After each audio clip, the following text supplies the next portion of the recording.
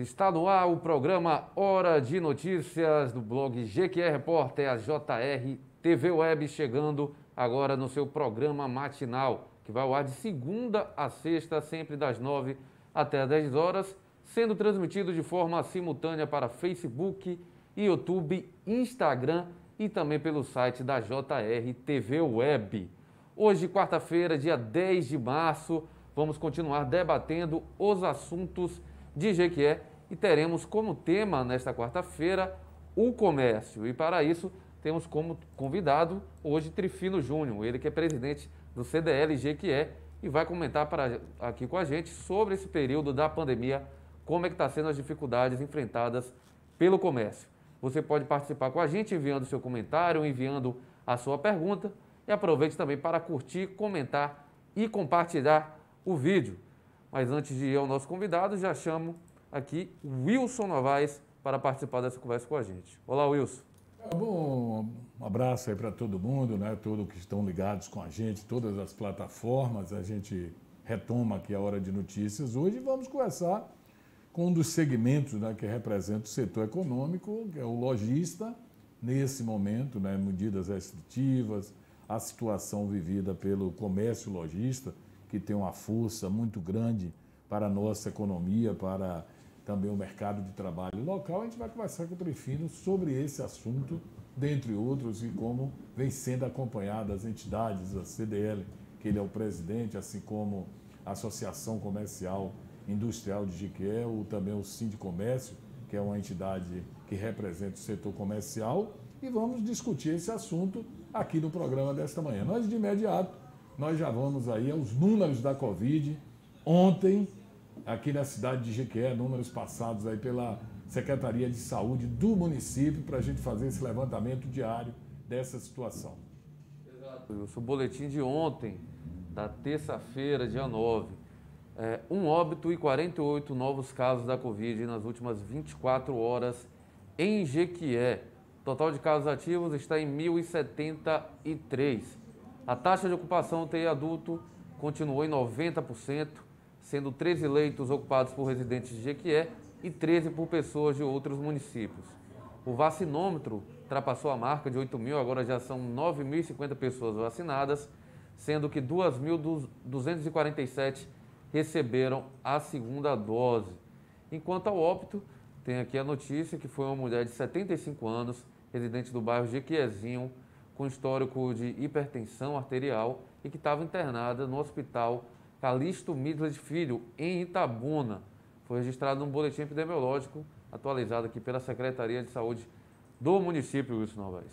Pois é, para a gente, antes de iniciarmos a entrevista com o Trifino, aqui nosso convidado de hoje, falar também que ontem chegaram aqui na Bahia, chegou, né, mais um lote de vacinas, existia até uma nota da Prefeitura que foi divulgada ontem à noite, dando conta de que ia ter uma parada na vacinação, mas ontem o Ministério da Saúde, através desse processo de vacinação, encaminhou à Bahia 177 mil doses de vacina e já dá um alento, né, de que vai ter continuidade a vacinação, que é o que todos nós esperamos, é imunizar o máximo de pessoas. 2 helicópteros e 5 aviões do governo do estado já iniciaram hoje às 5 e pouca da manhã as viagens, né, para as centrais administrativas, região metropolitana, Salvador, vem para o interior e Jequié vai receber com certeza essas doses. Ainda não tivemos o contato com a Secretaria Municipal de Saúde, mas por conta de que ontem eram vacinadas pessoas com 70 e poucos anos, 77, parece que era o de ontem, muita gente sem saber que não tinha ainda vacinado, que é um número muito grande de pessoas, todo mundo preocupado. E aí, vai ter continuidade, não vai ter continuidade? A gente espera agora que não tenha a interrupção, porque as vacinas chegando, logicamente que o processo tem continuidade, e nós já postamos isso aí, esperando que dentro de alguns instantes a Secretaria de Saúde de Jequié nos dê um posicionamento sobre a questão de Jequié, como é que vai ser retomado, e as faixas etárias, né, a idade das pessoas que vão vacinar nas próximas horas, esse calendário, esse cronograma que a Secretaria de Saúde do município vem adotando. A gente registra também que um acidente gravíssimo ontem aqui naquela entrada ali do Frizuba, né? Um caminhão boiadeiro tombou após bater com o Uno, ali a entrada do frigorífico Vale do Sol. As pessoas que estavam, 2 ficaram feridos, né? E foram trazidos aqui para o Hospital Prado Valadares. Uma das pessoas é o pastor Adelson. Ele, fora de risco assim, de morte, graças a Deus, né? Sofreu pequenos ferimentos. E o outro cidadão, morador de Jitaúna, que era o motorista do caminhão, aliás, que é o pastor Adelson, que mora em Jitaúna. O motorista do caminhão, também o prenome é Renato, ele foi socorrido e estava, até a informação que o hospital nos passou, em situação estável. Aquele trecho ali que todo mundo conhece bem, a gente chama assim, a entrada do Frizuba, né? Que hoje é o frigorífico Vale do Sol, e às vezes ali tem acidentes, é preocupante, mas dos males o menor que foi não ter assim vítimas fatais, né? Danos materiais muito grandes, e isso aí aconteceu. A gente já vai agora ao nosso entrevistado, né? Conosco aqui na bancada, o Antônio Trifino Júnior, presidente da CDL. Bom dia para você, Antônio Trifino. E um prazer tê-lo aqui com a gente, para a gente debater esse momento, como a gente já conversava aqui fora do ar, um momento de extrema dificuldade. É o Brasil, é o mundo que está enfrentando dificuldade, cada um com sua particularidade. Mas a gente vai trazer esse assunto para a GQE. Medidas restritivas, fecha uma parte do comércio, abre outra parte do comércio. É uma situação complicada. Como é que você, representando um órgão lojista, convive nesse momento? Porque eu tenho certeza que as cobranças são muitas, né? São muitas. Você também é lojista e você sabe o que está passando. Bom dia, caro Wilson Novaes, Rony Braine, ouvintes aqui do seu programa de muita audiência. É sempre um prazer estar dando uma entrevista para você. É uma satisfação estar aqui para trazer esclarecimentos e um posicionamento, aproveitar esse espaço seu para a gente colocar algumas coisas que às vezes não são tão divulgadas e para o conhecimento do lojista, seja ele associado ou não. Estou à disposição. Pois é, nós vamos falar de imediato, Trifino, sobre a questão das medidas restritivas. A gente sabe que a cada momento, eu trabalho em rádio, e a rádio a todo instante, cada nova medida restritiva, um setor reclama. Um setor diz que está sendo prejudicado. E é evidente, abre por eu considerar essencial, muitas vezes cede para um setor, outro não abre, e aí vai a discussão, isso está certo, está errado. Qual é o posicionamento? Você tem se reunido com essas outras entidades que eu me referi, qual é o posicionamento que vocês têm levado à gestão municipal? Veja bem, para falar desse momento atual, eu quero aqui fazer um breve resumo daquilo que vem acontecendo desde o dia 16 de março do ano passado. Nós estamos já há um ano praticamente da pandemia. Hoje é dia 10 e dia 16 eu lembro que saiu o primeiro decreto no ano passado, que foi fechando as escolas. No dia 21 de março do ano passado foi a nossa primeira reunião presencial para poder discutir sobre o comércio 5 dias depois. Essa reunião aconteceu na CIV, na época com o prefeito Sérgio, e naquela reunião nós já sabíamos que poderia vir algum decreto com restrições. Antes disso, nós nos reunimos com as entidades para fazer uma sugestão para o poder público, que a nossa sugestão naquele momento era de fechar um turno, era de abrir de manhã até as 2 horas da tarde, ou o contrário, abrir de 1 até 7 da noite, para que nesse primeiro momento, que naquela época era 0 caso, ou 1 caso, se eu não me engano. Então era uma coisa nova, era uma coisa que o que pregaram para nós foi de um terror, vamos dizer assim. Só para você ter ideia, as informações que eu tinha, que internamente na prefeitura, naquele momento, a estimativa de mortes em Jequié até maio era 1.600 pessoas. Foi isso que nos foi passado. Então, eu entendo, você não sabe de nada, era uma experiência nova. Você está vendo a experiência recente que a gente via, eram as notícias da Itália, caixão saindo, gente morrendo, etc. Aí vem o poder público e nos diz, se não fechar agora, a gente vai ter 1.600 mortes até maio. Eu me lembro que o secretário, lhe interrompendo, o Vitor Lavinsky, nós fizemos uma entrevista com ele e ele fez essa projeção. Isso, mas foi na época dele mesmo. Então, assim, quando você tem uma notícia dessa, você fica, se eu vou pregar para ficar aberto e essas pessoas morrem, essas mortes vão cair nas minhas costas. Então, vamos, já que a gente não sabe nada, vamos Aí a nossa sugestão era do dia 21 até o dia 31. Então, vamos dar 10 dias para a gente ver o que acontece e a gente vai semanalmente avaliando. Só que aquele primeiro decreto já veio com 15 dias de fechamento, que era para abrir dia 7 de abril. Essas datas estão muito na minha cabeça, porque foram mais de 50 reuniões só o ano passado. Só até agosto, quando realmente até as coisas estavam graves, de março a agosto, foram quase 50 reuniões, entre as presenciais, que quase todas foram presenciais, com o comitê, e depois, fora as online e as discussões que nós tínhamos internas. Então, assim, naquele primeiro momento, a gente não tinha parâmetro nenhum local, a gente não tinha experiência nenhuma com o vírus, como é que ia ser. Então, foi nos pedido para que nós nos sacrificássemos no sentido de vamos fechar, para dar tempo o governo preparar hospital, preparar leitos, ter mais um contato com a experiência do hospital, para que o mínimo de pessoas fossem atingidas, morressem, etc. De lá para cá, nós convivemos até o mês de julho com fechamentos diversos. E em todas as semanas nós tínhamos reuniões. Então foram várias para a gente discutir e sempre a gente buscando aquela coisa de vamos prejudicar menos o comércio, mas em alguns momentos foi mostrado que era necessário aquilo ali. E muitas vezes nós não tínhamos o que fazer. Às vezes a gente conseguia até negociar e conversar com o Poder Público Municipal, e o Poder Público Municipal entendia que deveria flexibilizar, abrir um turno, mas aí vinha a posição do governo do Estado, que o próprio prefeito na época falava, eu tomo uma decisão aqui e o governador me liga e eu tenho que voltar atrás, como aconteceu inclusive uma vez. Não sei se você se recorda, no mês de maio, teve ou foi abril, se eu não me engano, foi publicado um decreto na segunda, na terça o governador mandou vou atrás e fechou de novo. Então o prefeito na época falava, eu sou obediente ao governador, se eu fizer uma coisa que ele não concordar, ele me liga, eu vou voltar atrás. Então é melhor a gente ir devagar e conseguindo e conquistando. Bom, isso foi até o mês de agosto. Do mês de agosto para até a eleição, o período da eleição, coincidentemente, os números caíram vertiginosamente. Nós tínhamos, quando o comércio abriu tudo, 1.700 casos ativos, na casa de 1.700. Quando chegou a data da eleição, o mês da eleição, nós tínhamos menos de 200. Ou seja, foi uma curva descendente.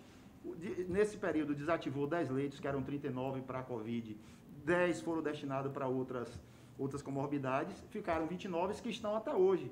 Então, assim, quando chegou a época do final de ano, e nesse período, eu vou pontuar aqui, que nesse período não houveram mais reuniões para discutir decretos, porque não havia mais decretos restritivos. Existia as medidas, os protocolos para cada tipo de negócio, vamos dizer assim, as diminuições de número de pessoas, os cuidados que devia ter, e estabelecido isso lá em agosto, que perdurou até agora, quando começou de novo as restrições. Então, cessou-se aquela questão de necessidade de reuniões semanais, etc. Então, quando veio o final do ano, que começou a eleição, que era notória as aglomerações, os enxames de gente, de carreatas, de políticos, de reuniões com correligionários, com eleitores, depois disso a festa de Natal, de Ano Novo, seguido do Carnaval e etc., isso tudo fez com que se agravasse.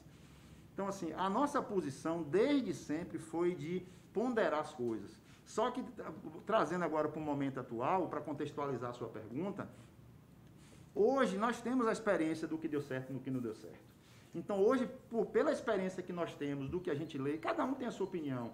Seja qual for a decisão, seja qual for o rumo dos decretos, vai ter sempre o contra e o pró. Vai ter sempre um grupo que vai defender e outro grupo que vai atacar aquela decisão. Não existe uma receita que vai agradar todo mundo nesse bolo. Então, alguém vai sair prejudicado, mas algumas coisas a gente tem que considerar. Aí ficam algumas perguntas no ar. O comércio realmente é o vilão da história? O pequeno comércio é o vilão dessa história? É o restaurante lá que está cumprindo o seu protocolo que é o vilão da história? É aquela loja lá que entra uma pessoa, que entra duas pessoas, que é o vilão da história? E esses são os mais prejudicados. Quando vem qualquer decreto, o primeiro que fecha é esse. É entre aspas, o considerado não essencial. Entendeu? Então, a nossa posição, e eu posso falar aqui pela entidade do sindicato também, porque isso é uma voz unânime entre nós, que a gente entende que é preciso haver o combate, a gente vai falar disso mais à frente. É preciso manter os cuidados, mas esse fechamento de lockdown, de fecha de qualquer jeito, ou fecha tudo, achando que isso por si só é a solução, não é, nós somos radicalmente contra. Tem alguma colocação, Rony? Vamos ler os comentários. Só vou pedir para o Trifino aproximar o microfone dele, porque a máscara abafa a voz, né? Abafa, aí e sempre posicionando para aquela câmera para você falar direto aí com o povo que está te ouvindo. Pronto. E às vezes você se dirige a mim, mas é para você ficar Vamos direto lá. aí com o pessoal. Mas tudo bem. Agora, tem alguém que tem algum comentário Vamos ver aqui sobre o que coloca? que o pessoal está comentando. O Azera Celestino enviando um alô para a gente, Marcelo Ferreira. O Fabrício Meira disse que estava ali ouvindo na Rádio Povo e que seu comentário deu o que falar sobre o STF, viu, Wilson? Eu disse, vamos deixar, passar borracha e tudo. Tira o pobre. Eu vou repetir aqui o que foi. Eu falei assim, ó, Gedel, não era dele o dinheiro, rapaz, libera o cara. Pega Eduardo Cunha, libera o cara. Eu falei, foi isso, libera todo mundo, esquece, aquilo já passou. E aqui é assim, bora. E todo mundo é gente boa, e bora seguir, que a vida vai para frente. Mas nós estamos falando aqui da pandemia. Essa outra pandemia não tem cura. É a pandemia da classe política. Essa não tem cura. Essa está no nosso, entranhada em nosso sangue, né? Que todo mundo sabe. É uma endemia, essa outra aí, que eu não vou entrar na colocação, porque eu vou agradar um e desagradar outro. Mas eu acho que isso é uma bandalheira mesmo. Mas vamos lá. Vamos lá. Por hora ainda não tem nenhuma pergunta. Pergunta aqui é o Trifino. Mas nós já temos aqui algumas. E a questão, Trifino, é que você deu o que eu tenho falado, você até foi em cima do que eu... Nós não temos uma receita. Porque se você dissesse assim, fecha, que vai resolver, que vai diminuir, parece que é tudo na base do vamos ver se dá certo, não é? É laboratório, vamos testar se dá isso, certo. Enquanto isso, você paga o preço, não é? Da situação. Olha, nós não vamos vender bebida alcoólica no final de semana. Aí as pessoas começam a comprar bebida alcoólica antes de fechar. E na sexta-feira aglomera, para poder comprar, para garantir o estoque. E aí, então tem as coisas assim que a gente vê eles dizendo, nós estamos fazendo, que a gente não tem nenhuma certeza. Acho que nem eles que aprovam as medidas, que está dando certo. Não é? A verdade é essa. E aquilo que nós temos pontuado, por exemplo, nessa gestão nova, nós já tivemos 3 reuniões. As entidades foram incluídas novamente dentro do comitê que se discute, porque a gente entende, Wilson, que cada um tem o seu ponto de vista. Se eu fosse um médico, se eu fosse enfermeiro, se eu estivesse diretamente ligando na Secretaria de Saúde com os doentes, a minha visão sobre as medidas seria uma. E isso é compreensível, porque a pessoa está ali vendo gente morrendo, está ali gente toda hora no teste positivo, então até psicologicamente a pessoa fica inclinada, afetada a dizer assim, a solução é fechar tudo. Eu que sou do comércio, eu às vezes não tenho os dados que a saúde tem, não sabe como é que funciona, não sabe a gravidade, como é a transmissibilidade, como é que o vírus age, eu não tenho detalhes, eu me apego ao que um fala, o que o fala, ao WhatsApp, o que o WhatsApp diz, aos fake news, etc. Então eu balizo minha opinião nisso. Mas num comitê de discussão, onde você vai dizer fecha ou não fecha a atividade de um, que garante a sobrevivência e a dignidade de outros, tem que ser um comitê misto. Eu tenho que ter nesse comitê a segurança pública para dar a sua visão da pandemia, eu tenho que ter a visão do setor produtivo, eu tenho que ter a visão da saúde, para que se ache um ponto de equilíbrio. Não vai ter nenhuma decisão que seja unânime ou que vai ser beneficiar só um lado. Mas a gente tem que fazer de tudo para que as decisões afetem o mínimo possível a cada uma. Sempre pensando primeiro em preservação de vidas. Sempre pensando primeiro na saúde coletiva, que isso é o mais importante. Então, é importante a saúde, é importante a vida. As pessoas polarizaram demais essa discussão. E aí, por causa dessa polarização política, que agora vai ser agravada aí com a soltura, com a liberação de Lula. Então, isso aí vai se agravar mais ainda. Então, vira aquela coisa de que é Fla-Flu, é Bavi. Então, ou eu sou um lado ou sou o outro. Se você fala bem de Lula, você é Bolsonaro. Se você fala bem mal de Bolsonaro, você é Lula. E uma coisa não tem nada a ver com a outra. E nesse momento, é um momento crítico que as decisões têm que ser balizadas em índices técnicos, em índices que possam balizar. Agora, uma coisa, 4 pontos principais que nós, como entidades, temos falado, onde eu tenho oportunidade, nas nossas reuniões, inclusive nas 2 últimas reuniões, nós pontuamos que são 4 pontos principais para que, no nosso entender, para combater a pandemia. O primeiro deles, e é uma coisa que eu acho que deve partir das entidades, da imprensa, do poder público, dos governos, que é uma campanha maciça de educação e de conscientização. Eu sei que isso já está sendo feito, mas ela tem que ser muito mais bem feita, muito mais ampliada, porque Porque a gente percebe que uma boa parte da população ignora o que está acontecendo. Acha que o vírus acabou. E o vírus está aí, ele é letal. A gente começa a ver gente perto da gente, é um médico amigo da gente, é um companheiro amigo da gente, é uma pessoa da nossa família, é um funcionário da empresa. Então, assim, a gente começa a ver de perto e, assim, não pode afrouxar. Eu fico triste quando eu vejo, a gente passa nos bairros, às vezes, e vê numa calçada 5, 6 pessoas ali, uma em cima da outra, bebendo. A gente vê idosos na rua sem máscara, a gente vê idosos na César Borges andando sem máscara. Então, assim, você quer fazer sua atividade, procura um horário que seja menos pessoas, vai tendo os seus cuidados, mas, assim, não pode afrouxar. E, principalmente, festas pessoais, às vezes a gente tem os amigos, tem a família, que acha que a aglomeração é só uma festa de um show grande que tem 1000 pessoas. Não. Se você reúne 10, 15 pessoas, 20 pessoas na sua casa, um final de semana, isso é aglomeração. Pode ter ali um assintomático que está contaminado e vai contaminar outro, vai levar para sua casa. Então, a gente tem que, nesse momento, é complicado isso. Ainda ontem eu falava com minha filha, que ela mora em Conquista, mora sozinha, pai, estou me sentindo só. O aniversário dela é 20 de março, ela falando para mim, o ano passado eu já tive que sacrificar no final do meu aniversário. Eu estou triste que de novo vai chegar meu aniversário e eu estou na mesma situação. Falei, minha filha, você vai ter muitos aniversários para você comemorar. Você vai ter muitos anos de vida. Tem que comemorar agora que você está viva, com saúde e está bem. Então, porque muita gente está na UTI agora e não tem. Então, a gente tem que se conter nesse momento para poder aglomerar. Então, o primeiro ponto é isso. Cada cidadão se conscientizar que esse momento é grave, que eu preciso contribuir com a minha parte, de ter os cuidados necessários, e mesmo que eu não esteja sentindo nada, eu evite aglomeração, eu evite contato, mantendo a distância, para que, caso eu esteja assintomático, como é o caso de muitos, você não passe para frente a doença. Esse é o primeiro ponto. O segundo ponto é a questão do governo fazer o seu papel. O governo, tanto estadual como municipal, fiscalizar e punir aqueles que de fato estão contribuindo para que as coisas piorem. Então, se tem um comércio que está contribuindo com a aglomeração, está descumprindo as regras, puna aquele comércio, puna aquela empresa, puna aquele grupo de pessoas. Mas você não pode, porque um bar está aglomerando, agora vamos fechar todos os bares. Um restaurante está descumprindo, aí vamos fechar todos os restaurantes. Uma academia está descumprindo, vamos fechar todas as academias. Então, há de ter um critério para que fiscalize e puna.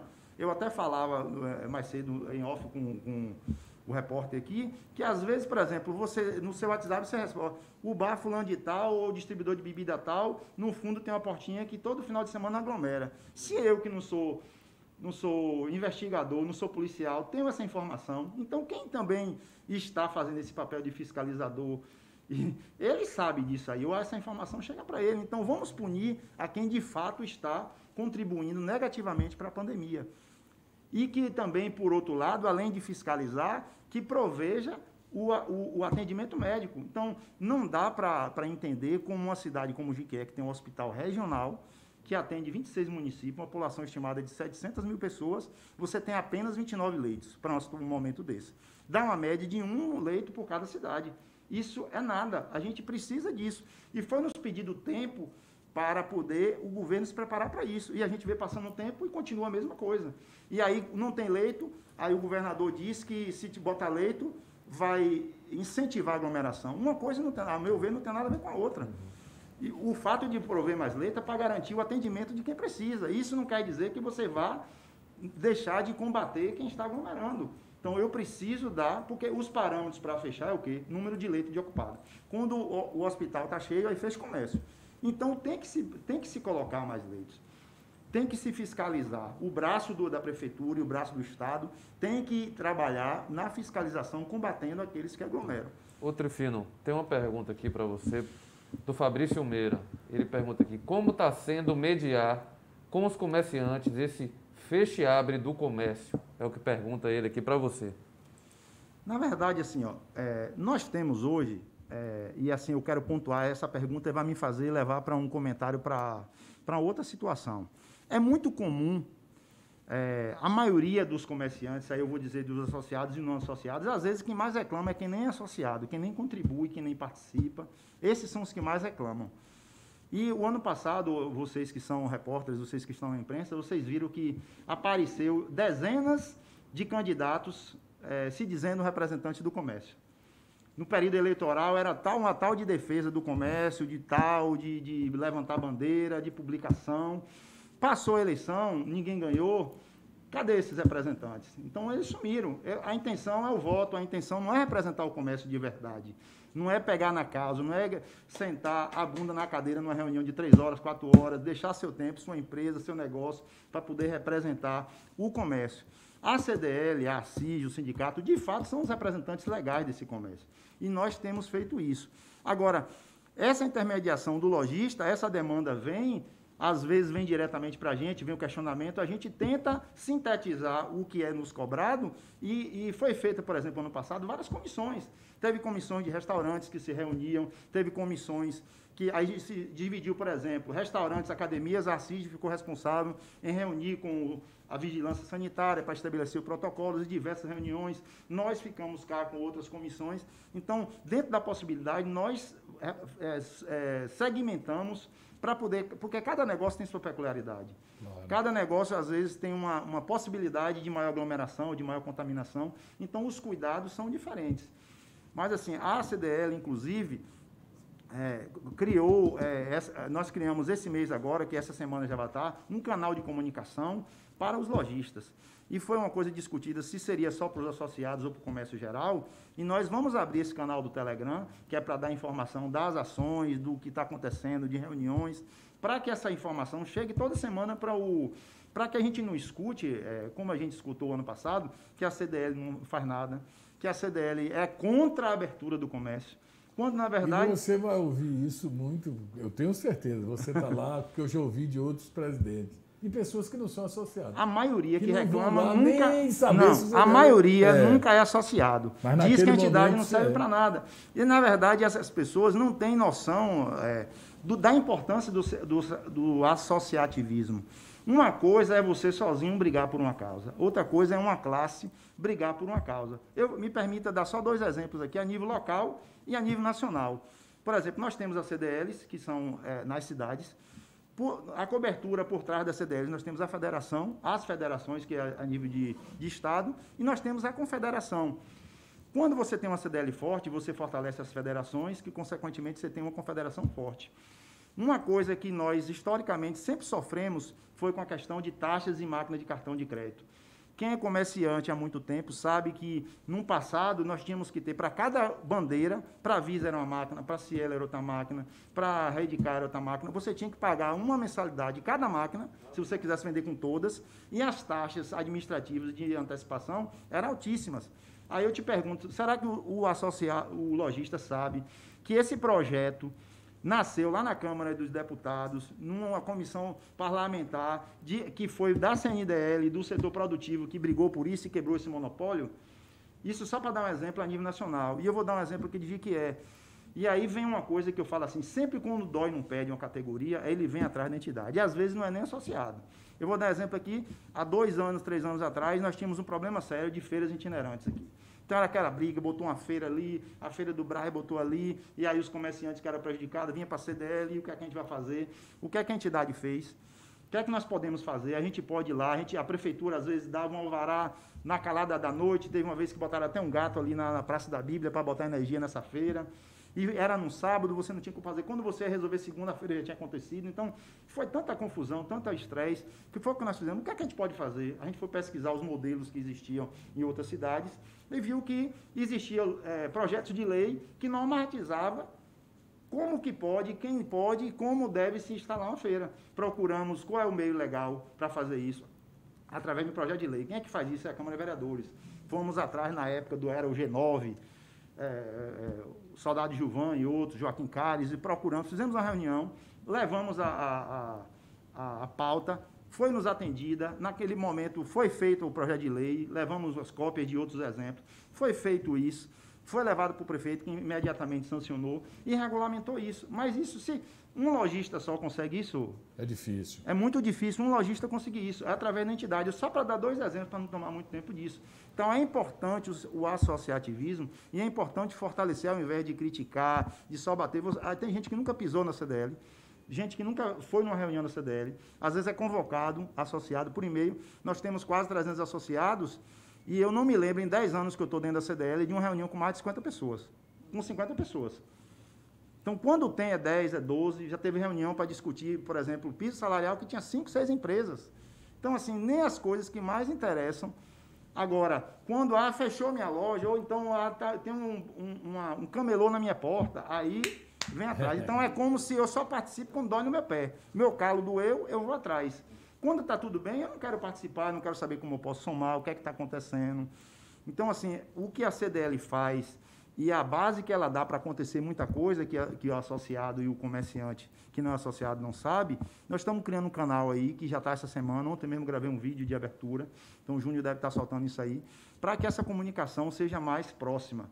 Então a gente já devia ter feito isso, mas nunca é tarde, aproveitar a tecnologia para a gente poder... Mas assim, o que a gente pode, a gente tem intermediado e pedido. Claro que nem sempre a gente consegue o que quer.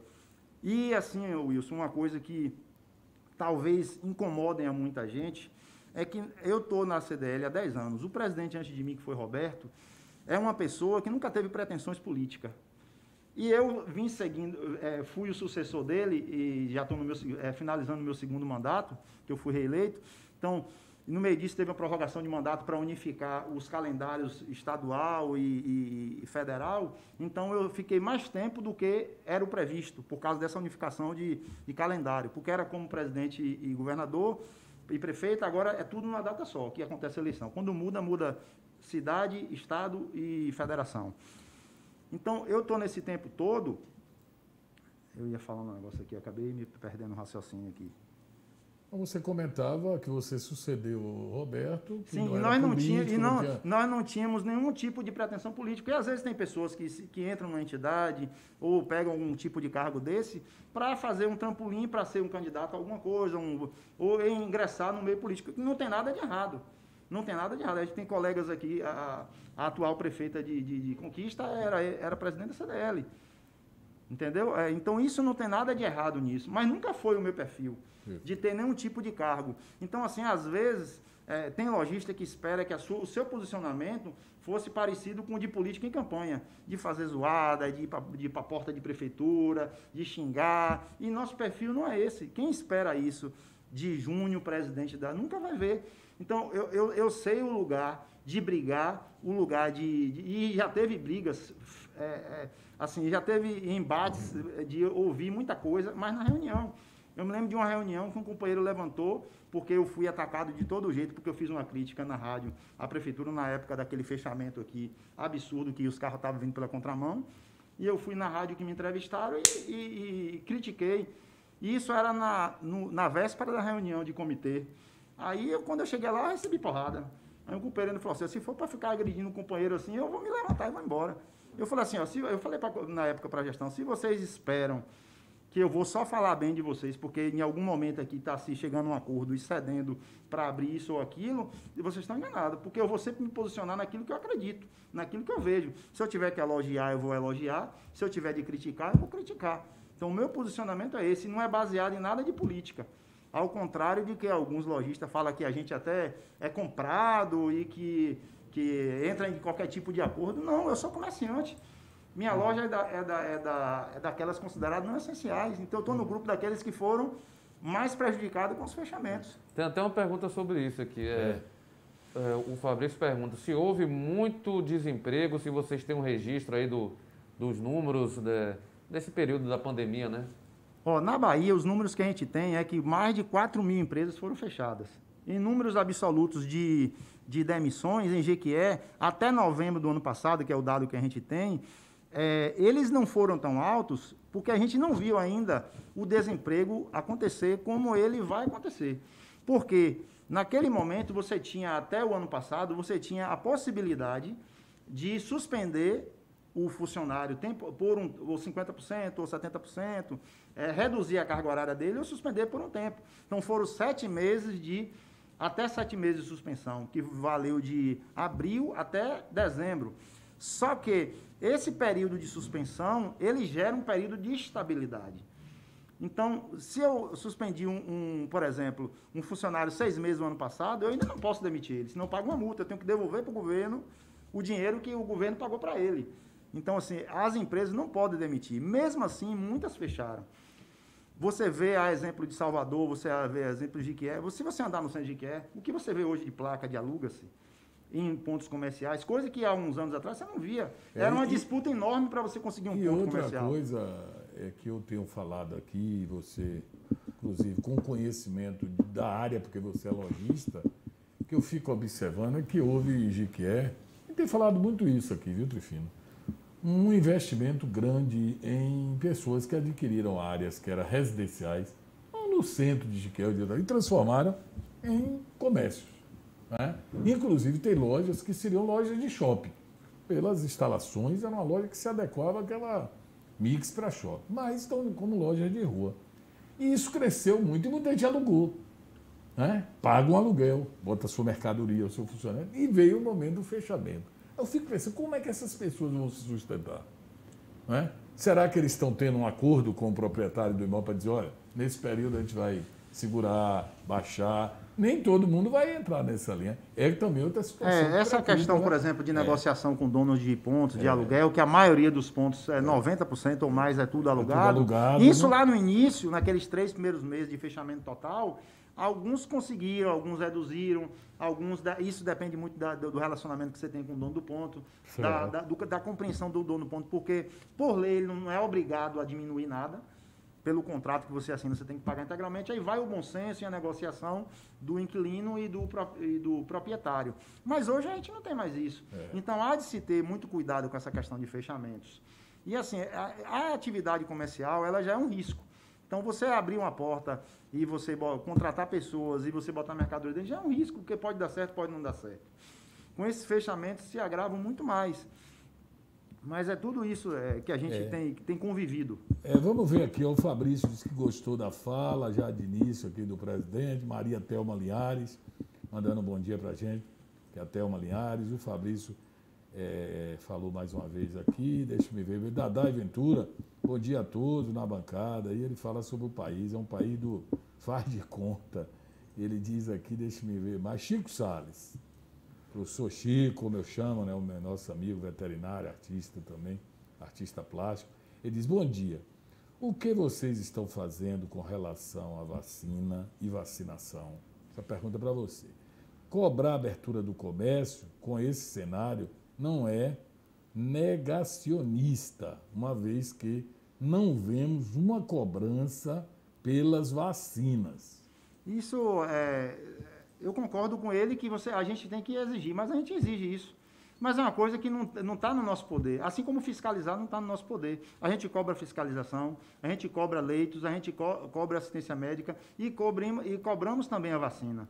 Mas isso aí é uma coisa que depende do governo federal mandar para os estados mandar para os municípios. Até porque ninguém tem. Se eu tivesse hoje, a CDL tivesse um caixa, tem aqui R$1 milhão, vamos comprar de vacina, a gente não pode comprar.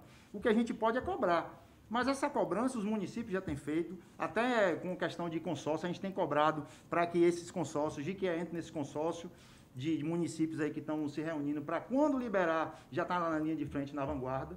Então, quando o ouvinte aí disse que nós não estamos fazendo nada, é porque talvez nós não estamos falando nem divulgando. Mas a gente está lá nos comitês cobrando sim, mas é uma coisa que não depende de nós. Nós não temos o poder nem de comprar, nem de providenciar a vacina. O que a gente pode é cobrar. E isso tem sido cobrado por todos. E, assim, tem uma pergunta aqui E completando a questão da resposta lá sobre o emprego, então, nós talvez vamos ver esses números de desempregos reais a partir de abril, maio agora, que é quando começa a finalizar esse tempo de estabilidade. Aí, quando passar o tempo de estabilidade, o empresário vai, a depender do momento, dizer, eu vou poder manter esse funcionário agora, já que eu estou pagando, ou eu vou ter que demitir? Porque até para demitir é caro. Então, às vezes, é melhor você se ajustar. Tem uma pergunta que me permita responder aqui, o Márcio Cerqueira. Ele pergunta aqui, qual a possibilidade da CDL de Jequié apoiar a criação de um projeto CDL em cidade de menor porte como Itagi? Existe, Márcio, uma questão dentro da federação que é chamada distrital. Jequié tem uma distrital que comporta algumas cidades. Então, quem faz essa questão de implantação é a federação. Então, se a cidade de Itagi, por exemplo, tem interesse de instalar uma CDL local lá, a gente pode fazer essa intermediação, sim. A gente pode botar em contato com a federação, com a pessoa que é responsável para isso. No que puder e a gente puder apoiar, a gente vai apoiar. A gente já tem feito isso aí, como já fez em Ibirataia, já fez em outros lugares. quando é preciso, em Jaguaquara. Eu me lembro de Jaguaquara. Jaguaquara, né? Que a gente tem lá, que o último presidente, o ex-presidente de lá é de Jiquié, inclusive, o Éder, que tem uma franquia lá de inglês e mora lá hoje. Então, assim, a gente, dentro do que pode, já que Jiquié é uma referência a nível de Bahia em CDL, pelo tempo, pela experiência, já são 46 anos, etc. Então, no que a gente pode dar suporte, a gente pode. Mas essa responsabilidade de fazer o processo legal de abertura do que precisa, do que não precisa, é com a federação. Então, se você quiser, pode entrar na rede social, no Instagram, no Facebook da CDL, deixa o contato aí de Itagi, de quem está, que a gente vai fazer esse meio de campo aí. Pois é, o Chico aí diz assim, o mais importante agora é vacinar, é a vacinação. Ideologia política, facção, o momento é outro. Agora é salvar vidas, é verdade. Mas em nenhum momento a gente nega isso, a gente precisa. Eu queria já estar com minha vacina, ele já está vacinado já, apesar que eu já tive Covid. E graças a Deus para mim foi 0 de sintomas, mas não é a sorte de muitos, né? De 260 mil pessoas. E iria até facilitar, digamos assim, o retorno do comércio, né? Se a vacinação tivesse mais avançada, seria bom para o comércio, seria bom para todo mundo, porque não teria mais essa preocupação com a quantidade de mortes, de leito, porque Rony, estaria numa situação melhor. E aí, mesmo com a vacina, e às vezes eu não vejo pouco se falar disso. Essa vacina que mais está sendo aplicada, que é em 2 doses, que se eu não me engano é a Coronavac, ela não é eficaz contra essas cepas novas, contra as variantes. Ela é eficaz, teoricamente, que a gente vai saber isso com o tempo, depois, porque até hoje é só experiência de laboratório, ou com um número pequeno de pessoas, uma amostragem pequena. Agora, com a vacinação em massa, a gente vai ter, daqui a um tempo, a certeza da eficácia dela. Mas, mesmo assim, desde quando ela veio, que ela já se fala na mídia que ela não é eficaz para... Então, não é porque a pessoa tomou a vacina agora, então agora eu posso sair, posso aglomerar, eu posso deixar de usar máscara. Então, a gente vai conviver com isso aí por pelo menos aí 1 ano ou 2 ainda pela frente. Porque essa vacina não é garantia também de que a gente pode desleixar e deixar de ter os cuidados. Então, é importante vacinar. Vacinar e tomar as doses certinho, porque mesmo com qualquer dúvida que seja levantada, eu entendo assim, o que é que você aponta como uma outra solução?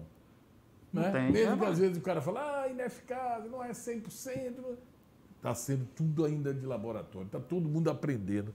Mas o que precisa entender que é o que tem. É o que temos. Se tivesse um remédio, aí veio aquele momento do kit isso, kit aquilo, muitas vezes está provado que não é. Se fosse assim, todo mundo estava livre da doença. Então, tem todos esses questionamentos. Se a gente entrar aqui em discussão, é muito complicado realmente. E com relação a vocês que representam o segmento, que é um segmento importante dentro do contexto das cidades, é muito complicado porque ainda está valendo as medidas restritivas, né? O que é o setor, por exemplo, que é considerado essencial, você é do setor de vestuário, de roupa, de moda. Seu setor não é considerado essencial. Não é considerado então essencial. Então você tem que manter sua empresa fechada. Exatamente. Esse sábado, esse domingo, o que para muitos... Mas seus compromissos não param de chegar. Não para de chegar. Então, assim, é uma situação que, graças a Deus ainda, e aqui eu quero agradecer também a gestão municipal, porque eu tenho sempre contato mais com o Hassan, que é o secretário de administração, que é um parceiro nosso, já foi diretor da CDL, também é lojista. Então, assim, todo momento a gente está nesse contato para que Jiquié não sofresse com essa questão de lockdown. E foi uma coisa que, tanto a notícia era que o prefeito Zé Cocá também via, junto com a sua administração e seu corpo técnico, que fechar tudo, lockdown em Jiquié, não seria solução. Seria agravar mais uma situação que já é complicada da economia. Nós convivemos aí com falta de produtos, porque assim é um fator que às vezes a população não tem conhecimento, mas, por exemplo, para alguns segmentos, a exemplo de supermercado, de farmácias, até eu diria do setor de bebidas, etc., foi um material de construção, esses 4 setores talvez nunca ganhou tanto dinheiro na história. Então foram setores que foram muito aquecidos, muito movimentados, que contrataram, que não demitiram, e que se aproveitaram esse momento de maneira positiva. Nada contra isso, parabéns para eles. Só que teve um outro setor, eu vou falar do meu setor, por exemplo, como exemplo, que aí o que se reflete em outros. Nós convivemos com 4 meses praticamente de fechamentos, E mesmo no período que abria, dentro desse período, tinha aquelas pessoas que estavam com medo de sair, com medo de comprar. Então, mesmo com as portas abertas, os números ainda eram bem menores. E a gente conviveu com a falta de produto, porque também as indústrias fecharam. Por exemplo, no meu ramo, quase tudo eu produzo no Ceará. O Ceará deu lockdown de 16 de março até 1º de junho, nenhuma fábrica aberta. Então foram quase 3 meses de fábrica fechada. Então não tinha produção. Eu queria comprar e não tinha produto. Quando abriu, aí vamos esperar chegar a matéria-prima para produzir. E até hoje, para você ter ideia, eu recebi produto essa semana que eu já tinha em falta desde março do ano passado. Produto da cesta básica, produto de venda de todo dia. Então, assim, nós estamos convivendo com falta de matéria-prima ainda. Tem fábrica que suspendeu as vendas no ano passado e que até hoje não voltou a fornecer. Está começando a produzir agora por falta de matéria-prima. E um aumento de preço absurdo por fatores diversos. A demanda aumentou e na contramão disso, a demanda aumentou.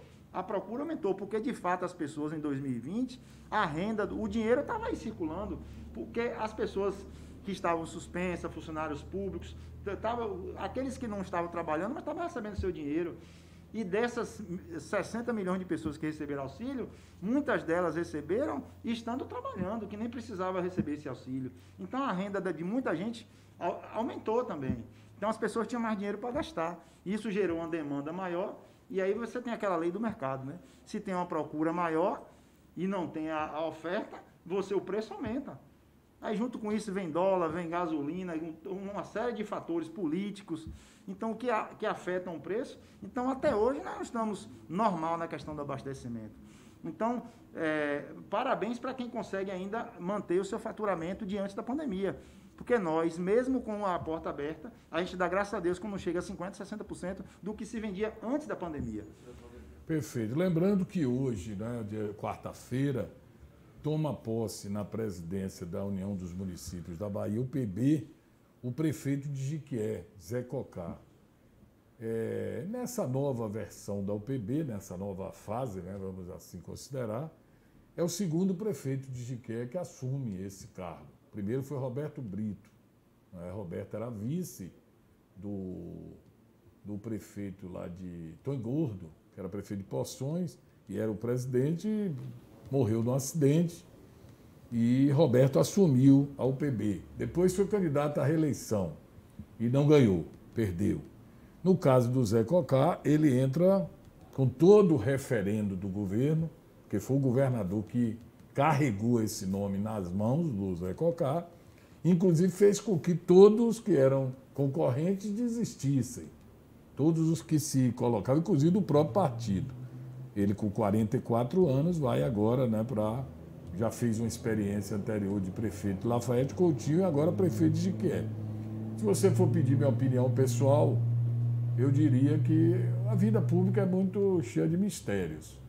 Mas eu não sou favorável a prefeito de uma cidade de médio e grande porte da Bahia ser presidente de uma entidade tão importante que requer tanto tempo como a UPB. Ou você vai ser um péssimo presidente da UPB, ou você não vai ser um bom prefeito da sua cidade. Essa é minha opinião. Não estou dizendo que seja a dele, nem a dos seus seguidores. Eu acho que o prefeito ele deixa muito a responsabilidade com o seu município nas mãos dos outros para dar uma boa presença dentro da UPB. Isso é a minha opinião. Além do que, ele é o presidente também do consórcio. Qual é dos três que ele vai escolher para fazer? Em Jiquié tem carências absurdas dos últimos anos, muita coisa que ficou para ser feito. Então, como ele está aceitando o desafio, eu sei que não é uma decisão que foi dele apenas, é aquela coisa, você vai. Topa, vai, você vai ser o presidente. E escolheram ele. Então, desejo a ele sucesso como presidente da UPB, mas desejo principalmente que ele possa ter sucesso como prefeito de Jiquié. Porque presidente da UPB não quer dizer que vai trazer para Jiquié nada melhor do que os outros lugares.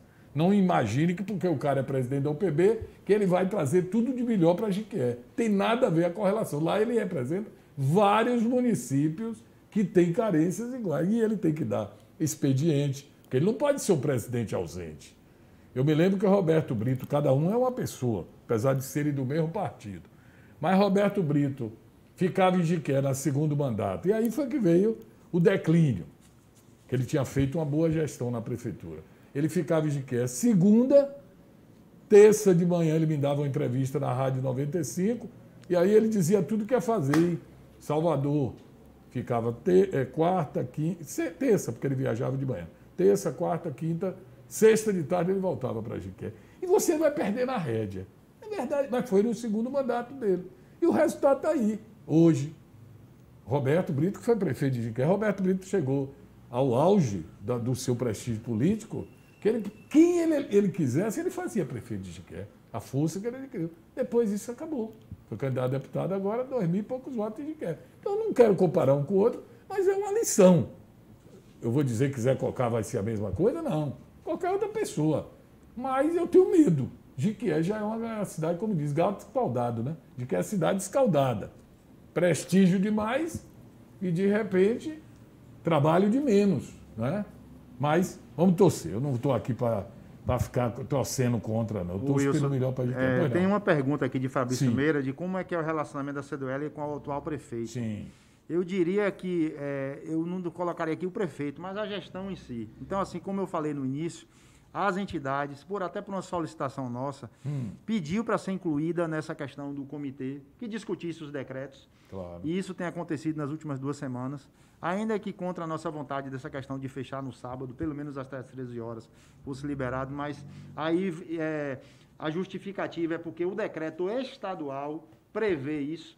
Então não dá para é como se o governador dissesse assim, ó, de segunda a sexta os prefeitos têm autonomia para decidirem o que abre e o que fecha, e como abre e como fecha. No sábado e no domingo o decreto vale para todas as cidades. Então hoje Jiqué está fechado no sábado e no domingo, não por vontade da gestão municipal e nem das entidades, mas por força do decreto estadual. Eu senti ontem, Trifino, eu assisto sempre, acompanho e tal, aquele papo correria de Rui Costa. E eu assisti o de ontem.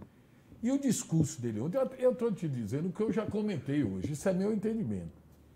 Ele se mostrou com outro viés em relação ao lockdown.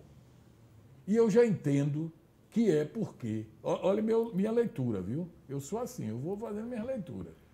Na entrelinha eu entendi o seguinte, com essa hipótese de Lula agora ser candidato, você sabe que o Rui Costa faz o palanque de Lula desde a eleição passada, 2020. Ele vai ser uma figura importantíssima dentro desse contexto. E ele não pode criar medidas, e vai tentar isso, que cria antipatia. E o fechamento cria uma antipatia quase geral. Tem os que apoiam, mas a maioria não apoia.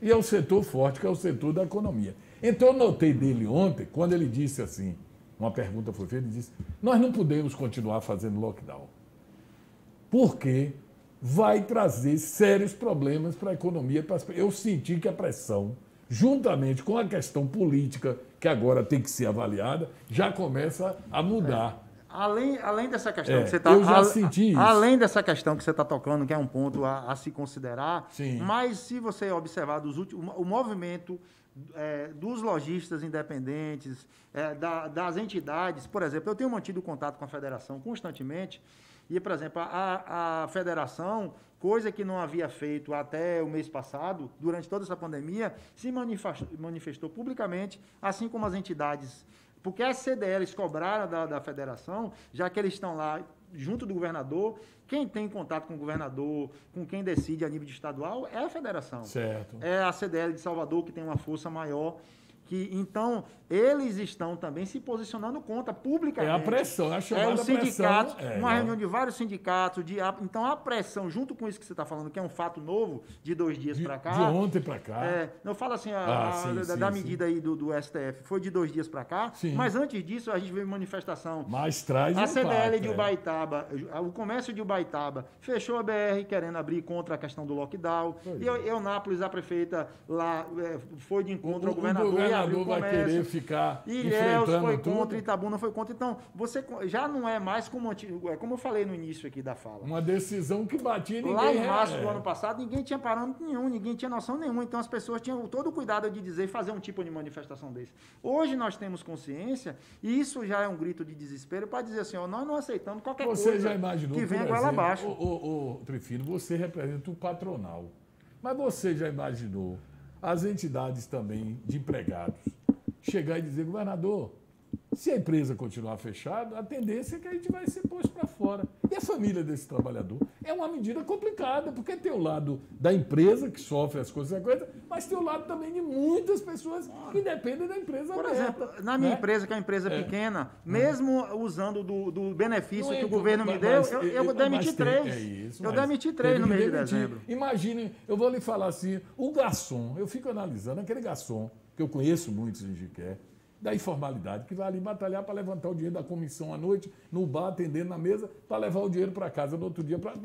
Sem evento, como é que vive? Sem evento, ele vive como? O bar não funciona mais. Então tem tanta coisa para analisar. Mas, Trifino, nosso tempo esgotou, né? Já está vindo aí o Papo de Boleiro, que é papo aí de futebol do pessoal, e a gente lhe agradece. A gente conversou aqui, uma conversa muito franca, muito aberta, as pessoas têm a oportunidade de trazerem também seus comentários e tal, e Antônio Trifino Júnior é o presidente, né, pelo segundo mandato consecutivo, eleito que foi, da CDL, a Câmara de Dirigentes Lojistas em Jiqué, e deixamos aí o Rony aí para você fazer suas conclusões aí com o que você queira fazer. Lembrando que essa entrevista na íntegra, ela está no YouTube, né, para a pessoa, a hora que quiser acompanhar, ou na JR TV Web, aí você em casa, tranquilo, de noite, tomando seu negocinho, ou não. Você fala, eu vou ver lá o que o Trifino falou com os meninos lá. Tem muita gente que assiste à noite, encontro muito que diz, na hora não dá não que eu estou trabalhando. Mas à noite eu assisto as entrevistas. Trifino, valeu, hein? Então, agradecer aí a oportunidade, o espaço para a gente poder, é esclarecedor para a gente colocar aqui a posição da entidade. Então, assim, você, lojista de Jiqué, tenha certeza que desde o primeiro momento, a nossa briga e a nossa reivindicação foi sempre em defesa de manter o nosso comércio, aberto, de manter os empregos dos nossos colaboradores e manter a economia ativa. E isso tudo sem abrir mão dos cuidados com a vida e a saúde coletiva, que é o mais importante. Se a gente não tiver vida, não tiver saúde, eu não tenho empresa e não adianta nada. Mas a gente sempre bateu nessa tecla e continua nessa tecla, em defesa. Se você quiser mais informação, entre nas nossas redes sociais, a gente coloca as informações lá.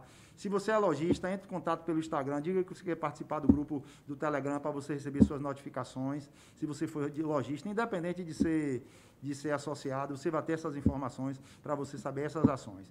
No mais, agradecer a bancada aqui, aos ouvintes e a CDL está de portas abertas para esclarecer qualquer... Um abraço aí para a CDL, um abraço a todos os funcionários, tem muitos amigos lá, pessoal do grupo aí da CDL e o presidente que está aqui com a gente, o Antônio Trifino Júnior. Rony Braille, um abração para você. E você segue aí com o Papo de Boleiro. A turma já está aí fora conversando. Daqui a pouco vai falar de futebol. Tá bom? Tá bom. Valeu, pessoal. Tchau, tchau. Daqui a pouco, Papo de Boleiro.